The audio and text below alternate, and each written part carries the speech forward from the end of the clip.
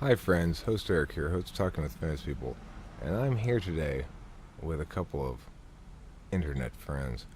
Not host Mark, longtime friend of the show, and Kaizo, a British person from England. It's true.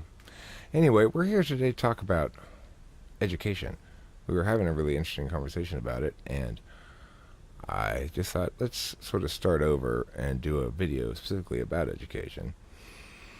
And the fact that you're watching this video is one of the reasons why I have such strong feelings that the status quo is inadequate.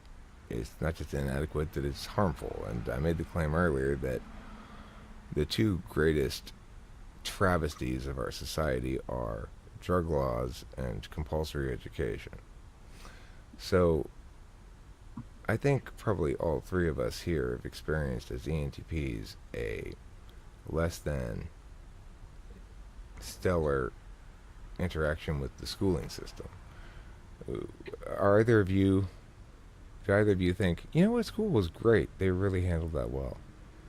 No. Besides, like a professor or two that have kind of went against the system, but those that follow the school system and its status quo, no. Um,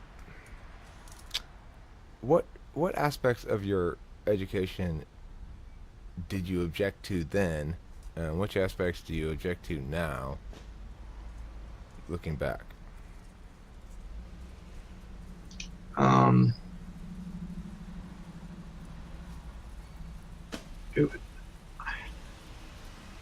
I don't know. I don't know what to talk about specifically when it comes to that. I mean, I think the reliance upon, for instance, textbooks and not on primary sources, at least in history classes, is a shame. I think like you don't even open up a primary source of any sort until university. You don't really do that in secondary education, and I think that's ridiculous.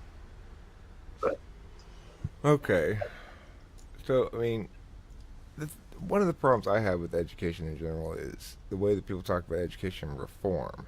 So I don't like any kind of education reform because it's always trying to reform the same turd into a prettier shape. The problem is the compulsory aspect of it. The problem is the standardization aspect of it.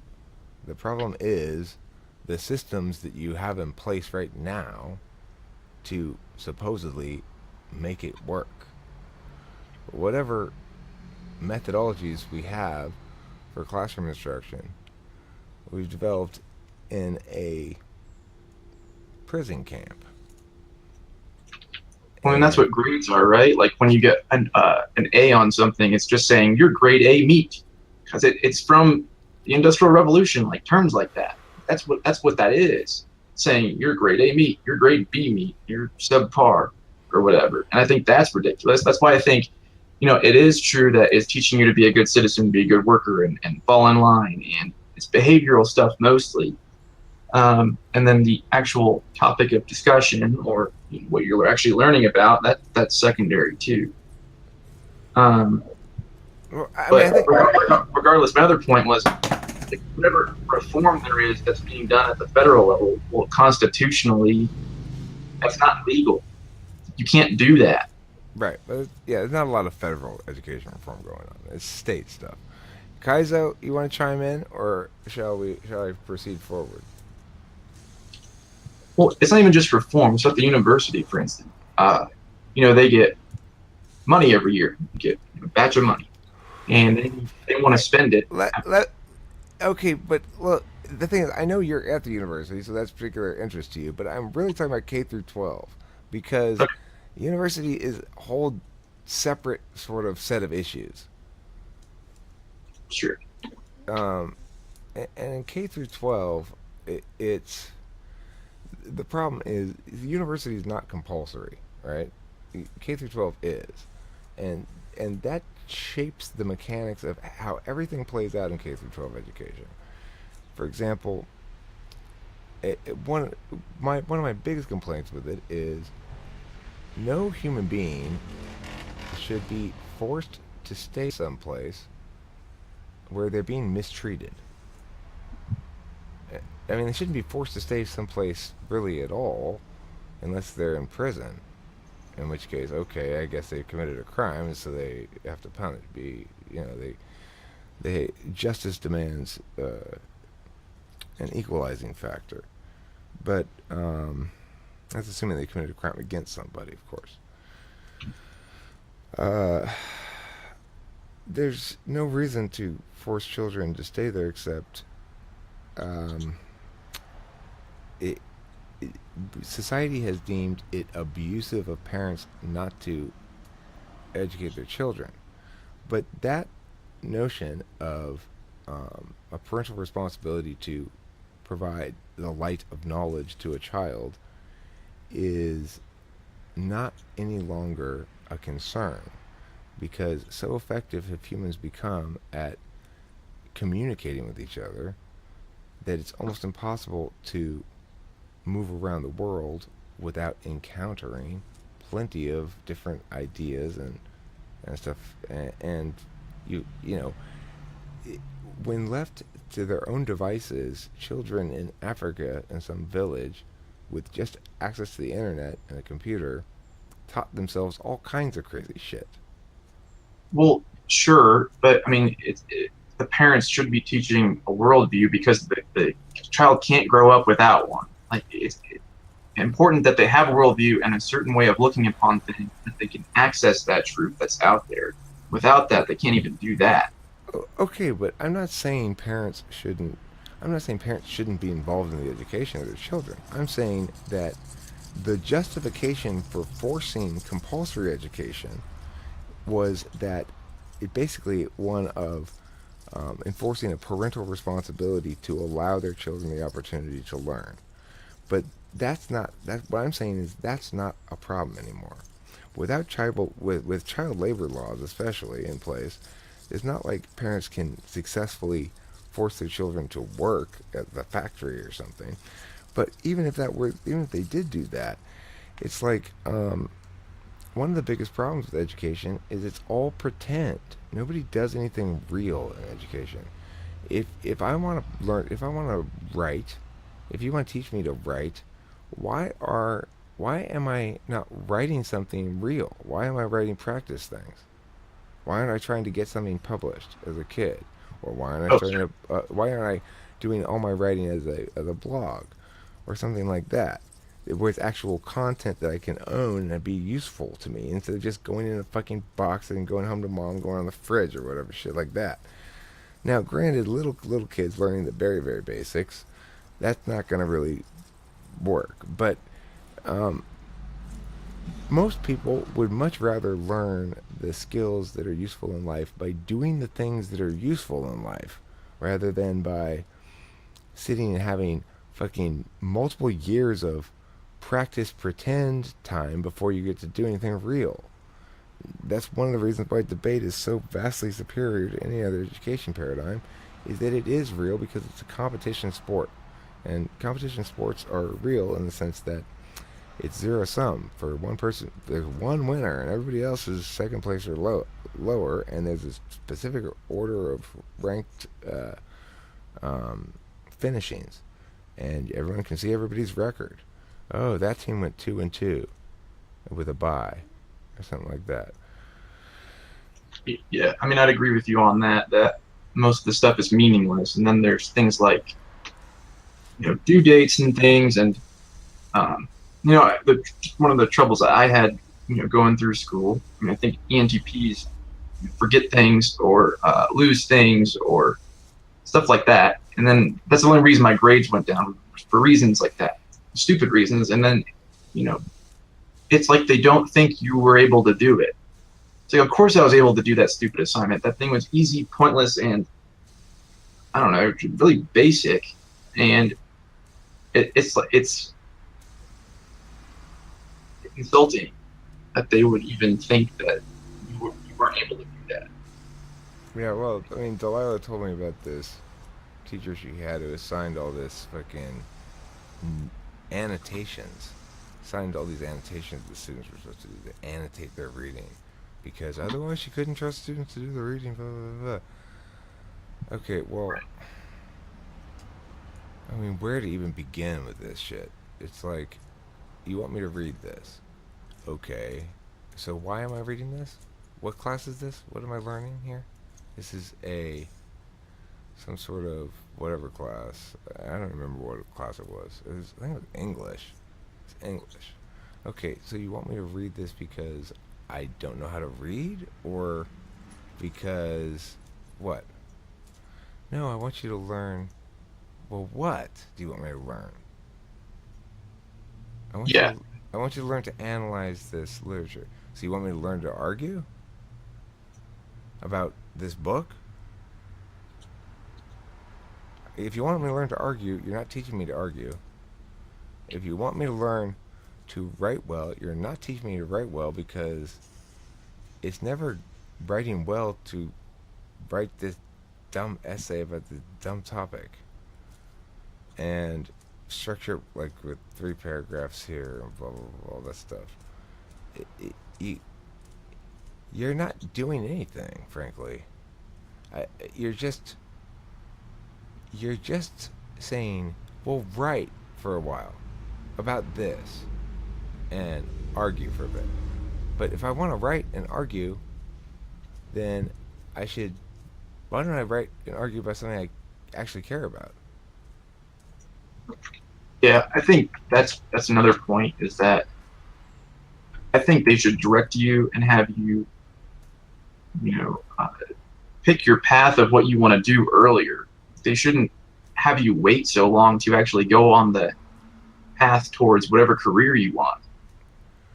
Well, they should. You should start doing useful things right away, and useful and real things, and then which the ones that you persist in doing, that's will end up being sort of make your path that way. But I don't like the idea of locking kids down into something because they don't know what they want. There's no Well, I way mean, for them to know what they want. They don't have enough experience. They don't have enough perspective. sure, but some kids do. I mean, I did. I knew what I wanted to do, and I felt. What did you want? I mean, at first I wanted to be a paleontologist, but that was like super long ago. And then I wanted to be an archaeologist, and then I wanted to be a historian. I only went that like those three were my only things I ever even thought about doing. But those aren't. But look, when you're a kid and you say like, oh, I want to be this, or I want to be that, I want to be this, that's not. It doesn't mean anything at all. What you need to actually ask yourself is, what are the things I like to do? Like, what am I enjoying doing? Not what do I think I might like to do if I actually could go do that many, many years from now after schooling. It's ridiculous that you have to learn how to be an anthropologist before being an anthropologist. Just go, it's like if you want to learn to be an anthropologist, go sign up for an anthropological dig and intern with the anthropologist, and that should be the only education. It's like the only way I learned. I took teaching credential classes after college, and I had a bunch of them, and I didn't learn a goddamn thing about teaching until I actually worked under a mentor teacher who was strict in terms of assessing me harshly, and expecting a lot out of the teacher of a class for I his mean, that's what school. And this was free market education. San Jose Academy. It was he taught grammar, and he also taught basically precision. He said, no, the kids here, we're gonna make them draw every line with a ruler. We're gonna make them do everything according to the exact specifics that we give them, and they're gonna be expected to follow instructions to the letter, or else you're gonna like rip up their paper and make them do it again. And so yeah, that's where I learned how to teach. I didn't learn a goddamn thing in teaching credential school. right. I mean, that's what I mean, I'm in agreement with you. Yeah, so it's like we need to start doing that with not just post grad. We need to start doing that with elementary school, middle school. I mean, maybe not elementary. I understand that you got to learn like math and reading. You know, fine. But see, I don't even think you need that. I think most people can learn that shit at home via internet videos or whatever means that we have now to teach kids on computers, or they just pick it up because there'll be circumstances in which they need it. Let education be need driven. If a student needs to know something, then he comes to you and says, I need to understand this. Then that's how teaching should occur. That's what debate is better than any other paradigm as well, is because once you get into them a lot of knowledge and they hit rounds and they start encountering problems with this or that or the other thing, they come back to you and they go, okay, I hit this. I said this. Is that right? And you go, no, don't say that because this is why. If you say this, and then blah, blah, blah, blah. But if you say this, then blah, blah, blah, blah. And they go, oh. And they know that. They remember that shit because it links to them directly in terms of competition. Yeah, and I think education system is against competition in general. They think that's somehow abusive to children or something. They compete on the wrong fucking thing. In other words, they compete so that you don't get to have any battles. You just have a war. It's like, oh, who can who can follow instructions better for a semester? Well, I'm not going to win that war. It's like, Yeah, especially if there's no battles along the way. Now, if it's a bunch of little battles and I can win every battle, then all of a sudden I'll find out that I won the war. But that means the first assignment of the year. Okay, everybody. Now, as with every assignment in this Eric's Ideal School, um, all the scores, all of the work will be public for everyone to look at. And so I'll put up on the board here a poster, and it'll have like, okay, assignment 7 here. Judy got first place. Joel, you got last place. There's 20 kids in here, and you got 20th place. What happened? Well, someone's got to get 20th place. Yeah, I know, Joel, but you seem to be getting it a lot, and you don't seem stupid. Are you stupid? No? yeah. So why are you always getting 20th place then? Do you just suck ass at caring? You see, that's a situation. There's an environment where I'd be happy to teach, where every goddamn thing is public, and those in that environment, teachers can't slack off either. They can't slack off because, um, in my ideal school, Eric's ideal school, where children are still somehow forced to go there, I guess. I don't know. Ideally, they wouldn't be forced either, but it, it, because everything's public and everyone's competing all the time, all useless shit goes out the window. That's what happens when you're asked to perform for real in education. You stop doing all the useless shit. No homework, no grades, no blah blah blah. It's all useless. What's useful is making sure they understand, actually teaching something, and then assessing it on the spot.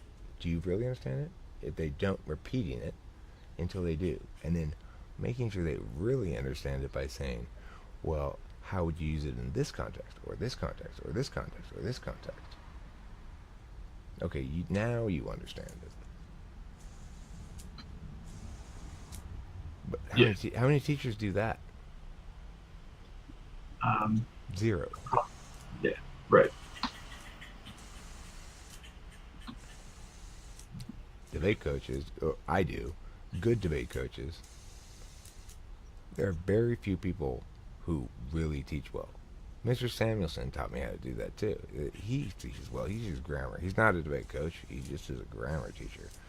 But he treats grammar like a logical system, and he'll demand students say things like, uh, you know,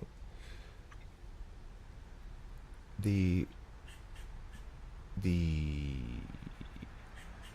him we use the objective case him in this instance because him is the object of the preposition to, and the prepositional phrase to him is modifying the verb give in the second clause of the sentence. Blah, blah, blah. He makes them do the relational mechanics of it, like as though it were argumentation almost, and that's why they actually fucking learn it.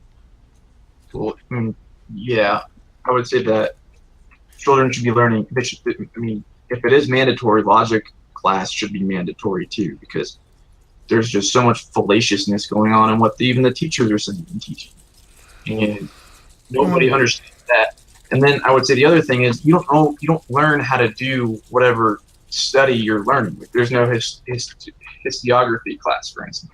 When you're learning history, you don't learn how to do history. You just learn facts or something. You don't even learn what the study is.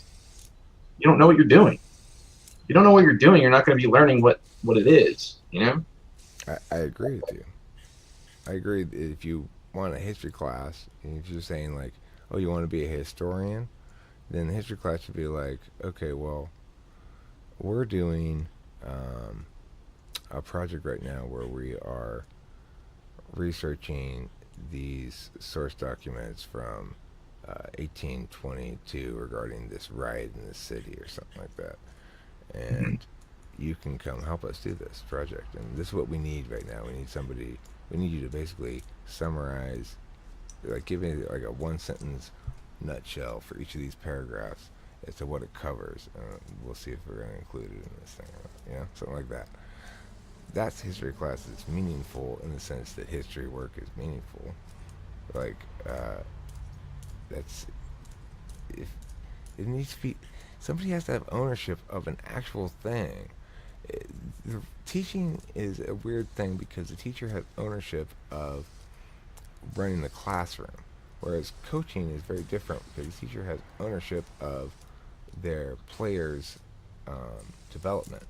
I'm developing players on my team. I need a strong core of returning players next year, or else my team's gonna suck ass, right? Yeah, but the teachers should be thinking about that in terms of the community. Like, you're making players for the community, and the communities would, quote unquote, suck ass if you don't teach them well. Right. And shame on you. But see, here's the thing. It's not. It's not. If we try to put it on individual people to teach well, or upon control systems to force things to be done successfully, it will always fail because the ENFP will say, I am teaching well, I'm sharing my feelings and blah blah blah, whatever. that's Well, why that's why instead of having any sort of like moral outrage or instruction like that, we simply say we need to have the system be zero sum competition for all subject matters. And if it's and publicly and made public for everything. Now the thing is, you said we should have a logic class mandatory. What about ENFPs and ESFPs? What are they going to do in the logic class? That's the other thing that should happen. Is everyone should be typed and not be like, oh, you have to be this now.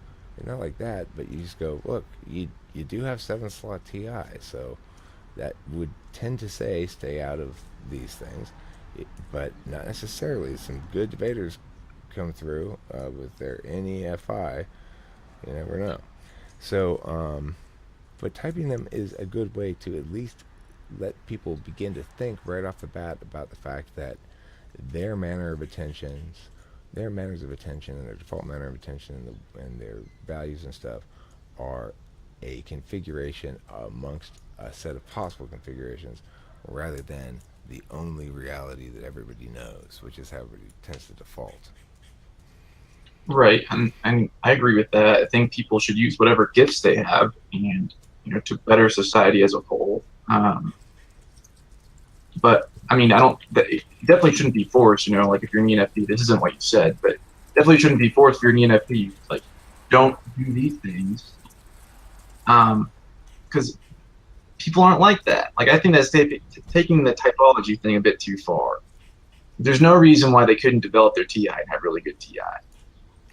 I agree with you, but also the other reality is for most ENFPs and for most ESFPs, they're not going to feel any intrinsic motivation in that logic class. They're going to feel only extrinsic motivation or grades and shit like that.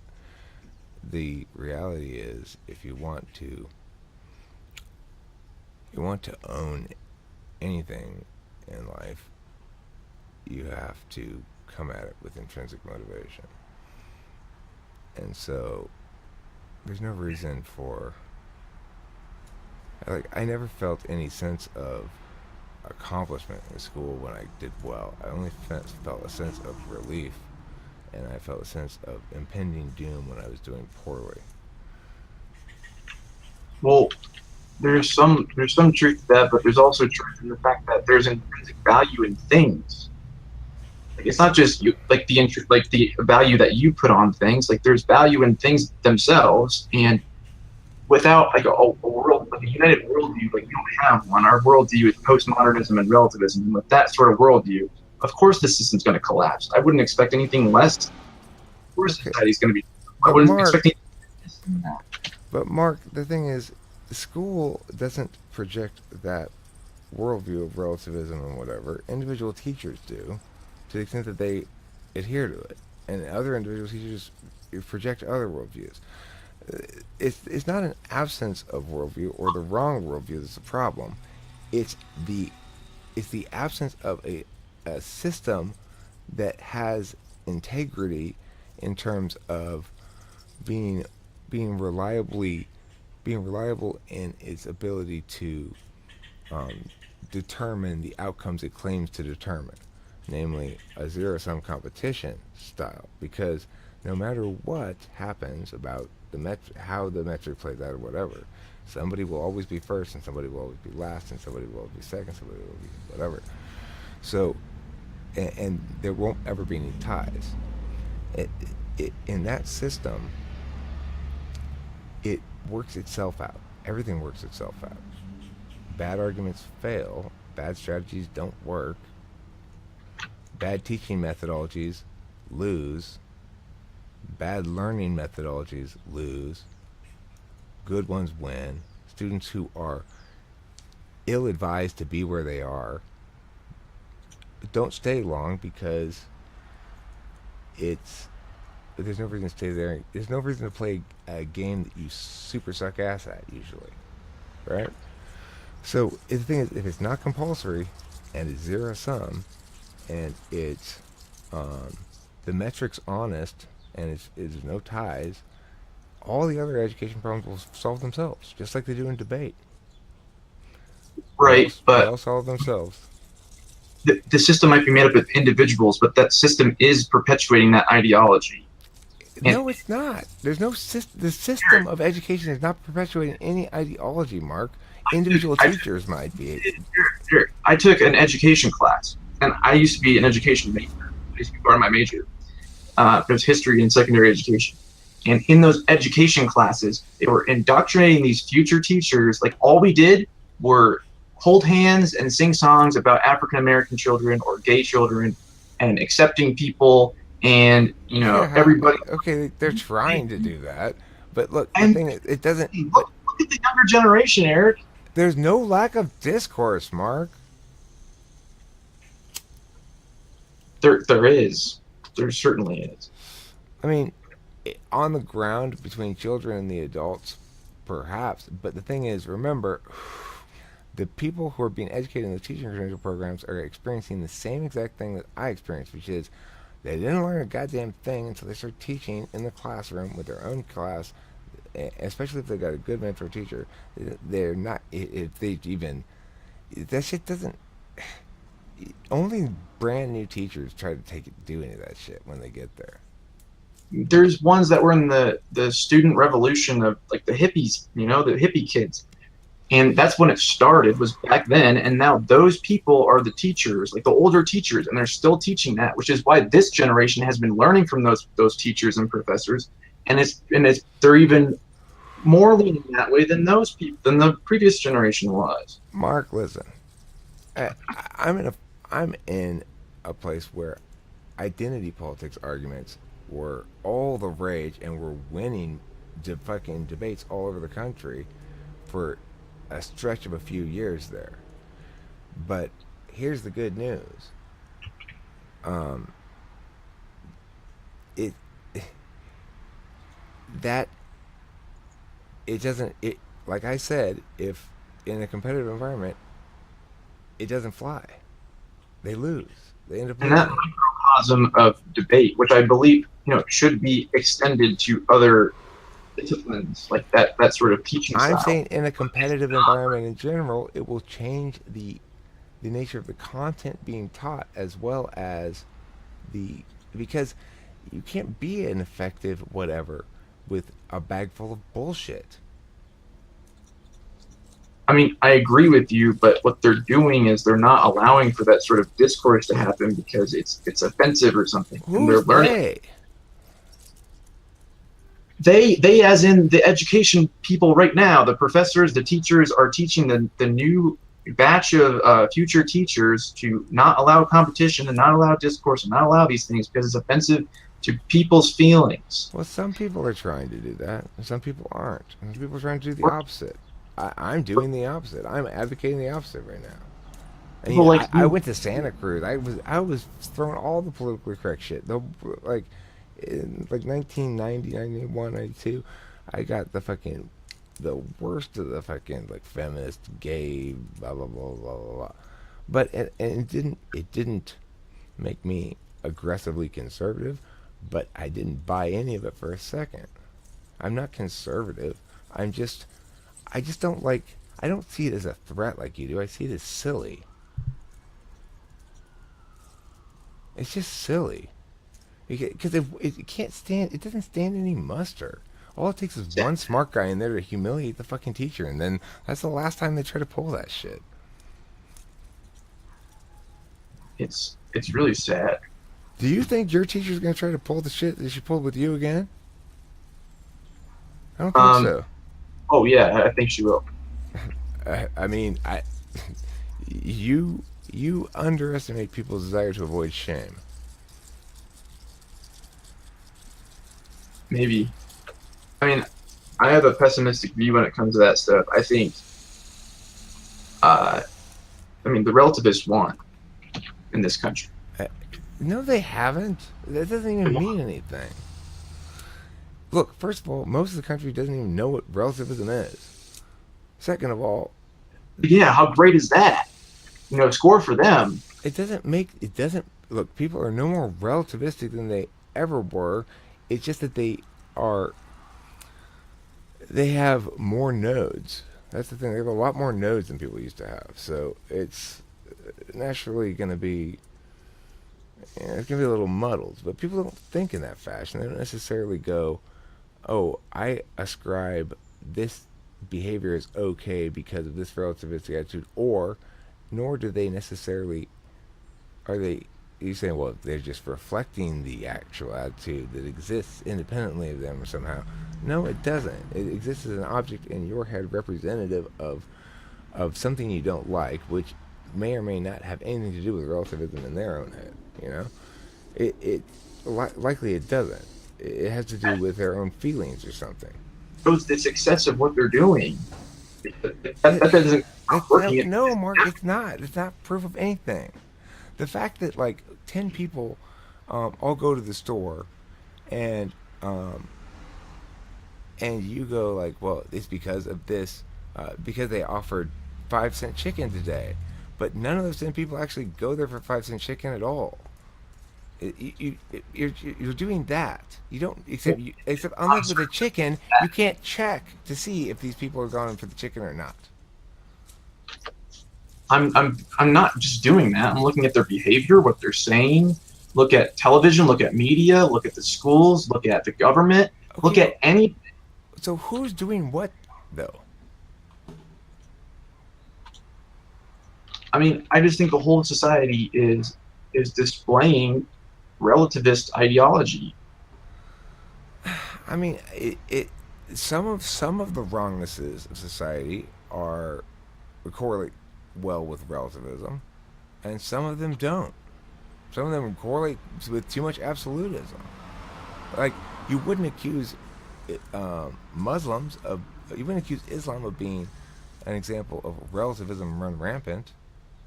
Certainly not, but I wouldn't consider them. I mean, they're in the country, right? But they're not the materialist, relativistic West that we have now. They're part of a different culture. Like that's not what I'm talking about. Okay, so you're talking about within the West itself, you think that we're more materialistic and relativistic than we used to be, and we ought to be less. Is that what you're saying? Yeah. I mean, the thing is,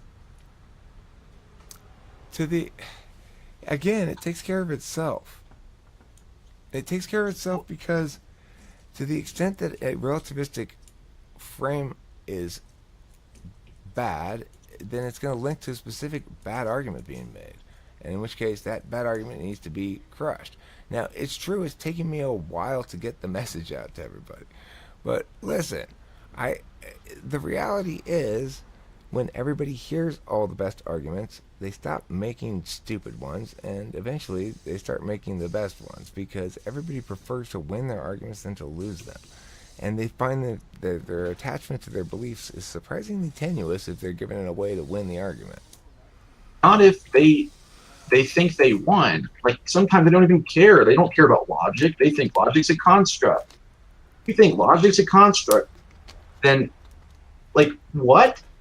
Like how you can't win against that. Okay, We have well, to have that's we where have I a, get mad too, Mark. I get mad at TI Polar too.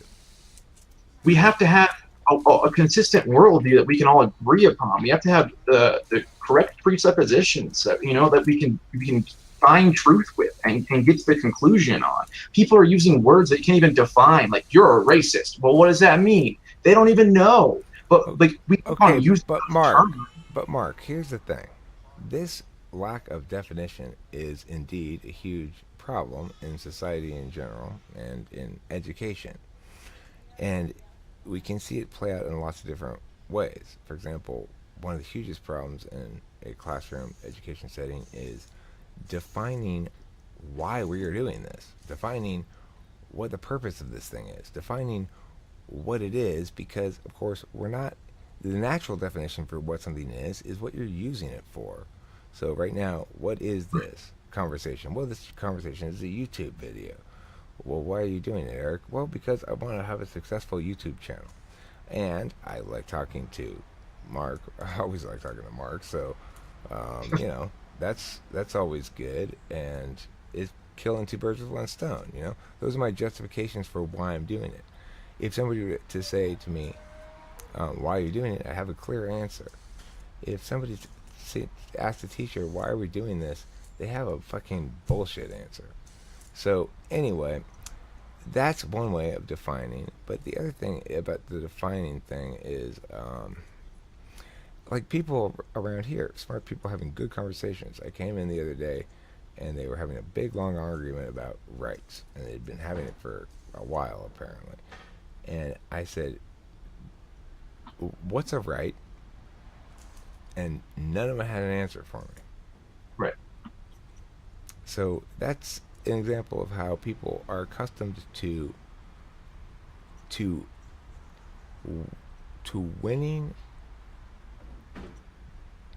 to winning a social exchange or having a social exchange without actually